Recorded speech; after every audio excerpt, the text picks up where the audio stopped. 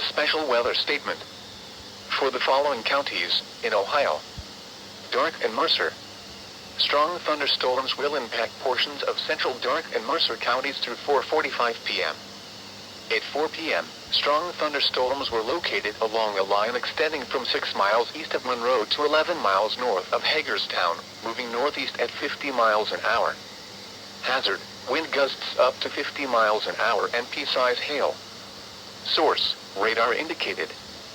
Impact: gusty winds could knock down tree limbs and blow around unsecured objects. Hail may cause minor damage to vegetation.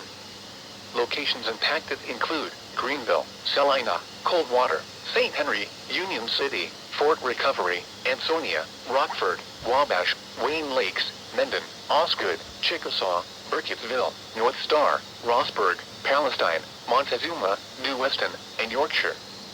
If outdoors, consider seeking shelter inside a sturdy building.